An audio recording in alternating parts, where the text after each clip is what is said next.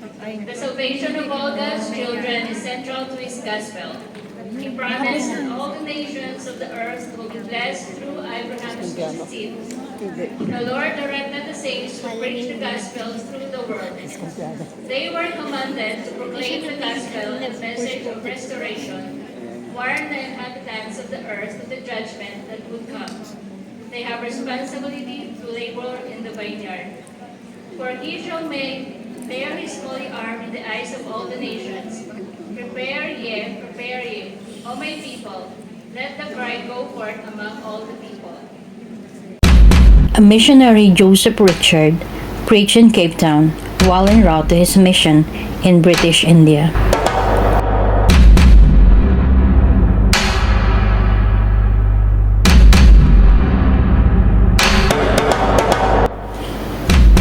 August 28, 1852, Salt Lake City, Utah. Brigham Young called Elder Jesse C. Haven, Leonard I. Smith, and William H. Walker to open a mission in South Africa. About a month after their arrival in Cape Town, Elder Haven, Smith, and Walker climbed Lion's Head to dedicate the country for missionary work. Initially, the missionaries focused their efforts on white English-speaking colonists. Despite the racial division of the era, a few people of mixed race also joined the church. November 1854, 200 South African converts immigrated to Utah, and they left the country. They left behind 6 operating branches.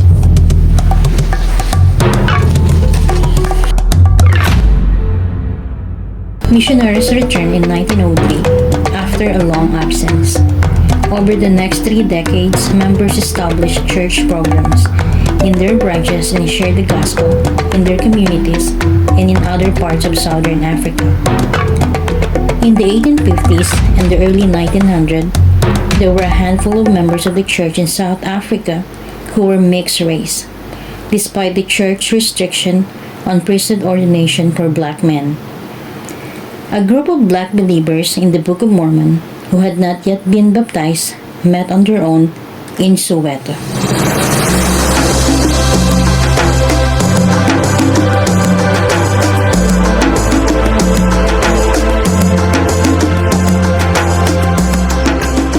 South African Mission President Ralph Bodger wrote a letter seeking permission to begin missionary efforts among black South Africans.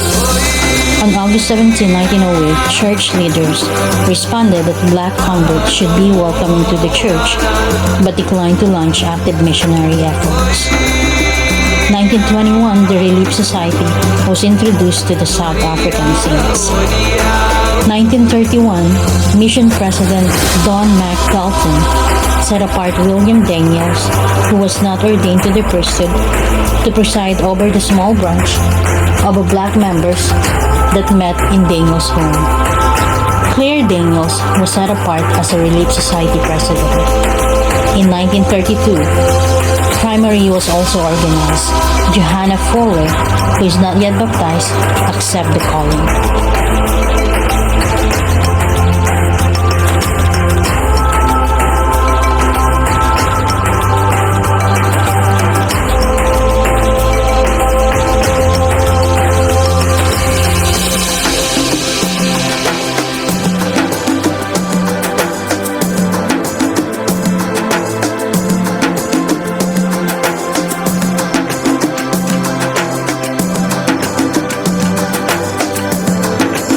Piet Mafura was making deliveries in Johannesburg one day.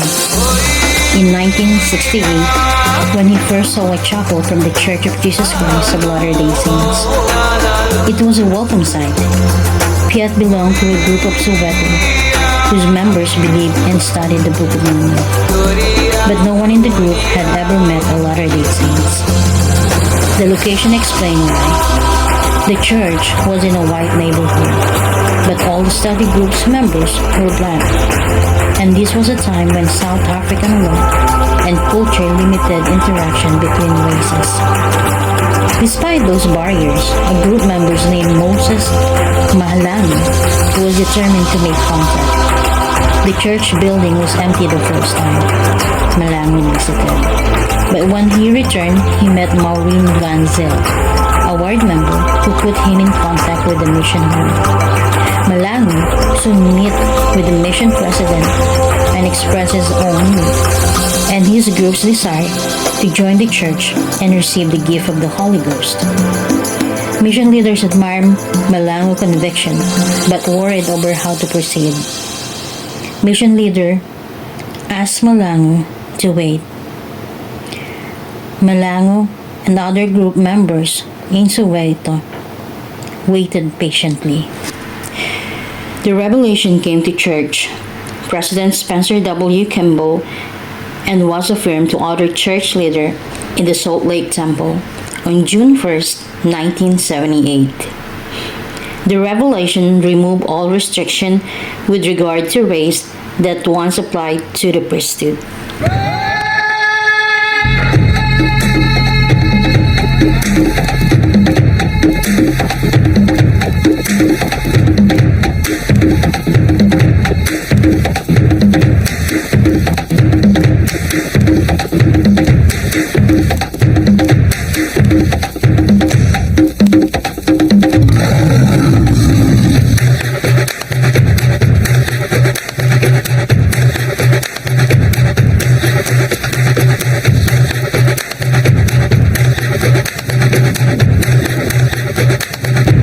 The First Presidency announced that a revelation had been received by President Spencer W. Kimball, extending priesthood and temple blessings to all worthy male members of the church.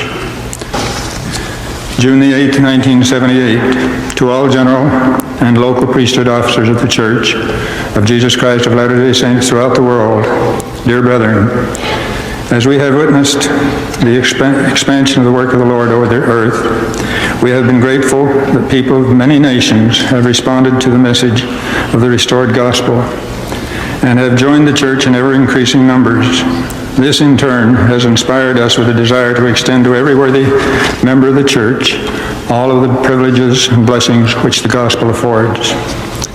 Aware of the promises made by the prophets and presidents of the church who have preceded us, that at some time in God's eternal plan, all of our brethren who are worthy may receive the priesthood, and witnessing the faithfulness of those from whom the priesthood has been withheld, we have pleaded long and earnestly in behalf of these, and by revelation has confirmed that the long-promised day has come when every faithful, worthy man in the church may receive the holy priesthood with power to exercise its divine authority and enjoy with his loved ones every blessing that flows therefrom, including the blessings of the temple.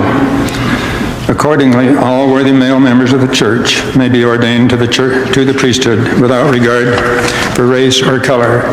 We declare with soberness that the Lord has now made known his will for the blessing of all his children throughout the earth, who will hearken to the voice of his authorized servants and prepare themselves to receive every blessing of the gospel. Signed, sincerely yours, Spencer W. Kimball, N. Eldon Tanner, Marion G. Romney, First Presidency.